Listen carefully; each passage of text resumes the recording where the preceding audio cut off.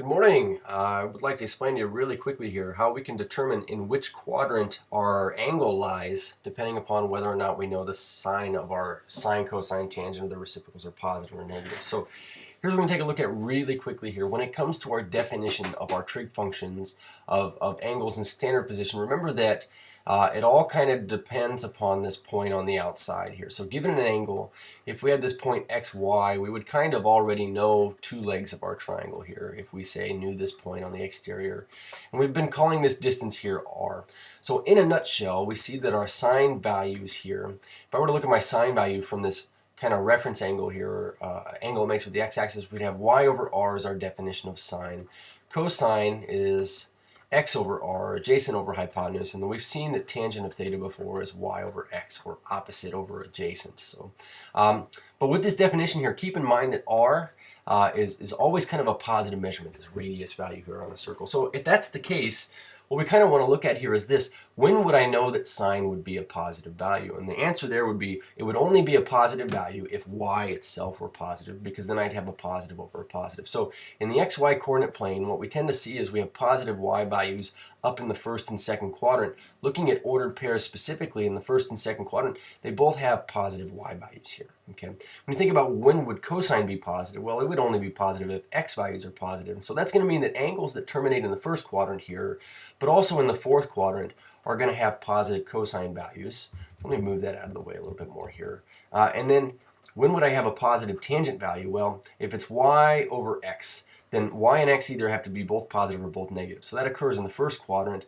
but it also occurs down in the third quadrant. So an easy way to remember that, say, sine is positive in 1 and 2, or cosine is positive in 1 and 4, tangent is positive if you terminate in 1 and 3, is to use this mnemonic, all students take calculus. And so you would write this down on your paper, all students take calculus. But we're going to use the first letter of each of these words to help us remember that all trig functions are positive in the first quadrant. So up here where it says positive, negative, I would write all maybe. But students, S is the capital letter here. And so this is going to kind of help us remember that sine is the only thing that's positive up here. So we say sine and its reciprocal cosecant. Down here, tangent's going to be the only thing positive because we have y over x is a negative over a negative. So we say tangent and its reciprocal cotangent are positive. And then C would stand for cosine, meaning that because we have positive x values down here, cosine and its reciprocal secant are going to be positive down here. So we're going to always be using this mnemonic, all students take calculus, to just help us remember that everybody's positive here. Only sine, only tangent, and only cosine are positive in the second, third, and fourth respectively. So looking at this set here that you were curious about, you know, if we just picked on one, for instance, number 24 here, it says cosine's positive and sine's negative. In which quadrant would the angle theta terminate if that's true? So I would just recommend you draw this on your paper here, and we're going to do just process of elimination. What quadrant could I have been in if cosine was positive? Well, I know that cosine's positive in the all quadrant and the cosine quadrant. So I know that it couldn't be either of these two. I just tell people, let's cross those off. And if sine is negative at the same time, well, of the remaining two quadrants here, sine is positive in the first and negative in the fourth, because cosine would be the only thing positive in the fourth. So if I want sine to be negative, I could not have been in the first quadrant. It means that I'd have to be in quadrant 4 here. Now these get a little bit more complicated, I guess, when you start to look at reciprocals, but keep in mind, if cosecant is negative, then also sine is negative, and you could write that down right underneath here. So we'd say that would have to be true. So if that's the case, then again, I'm drawing this in, all students take calculus. If cosine is negative, then I couldn't be in the all positive quadrant and the cosine positive quadrant. I'd have to be in the S or the T quadrants.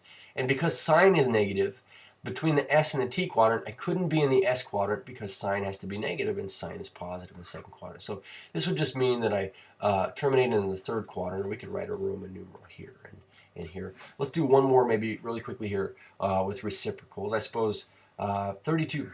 Tangent's negative and secant is also negative. So secant is the reciprocal of cosine. This would mean cosine is also negative. And if we're using this mnemonic, we know that our angle must terminate where? Well, if tangent is negative, then it can't be positive. And I know that it's positive here in the T quadrant and in the all quadrant. And if cosine is negative, well, between S and C, cosine's positive in the C quadrant, and I need it to be negative. So it couldn't have been in the C quadrant. This means that we have to be in quadrant 2. Okay? So use this mnemonic, all students take calculus, to help you more easily determine in which quadrant theta must terminate, given some values of some trig functions, signs there.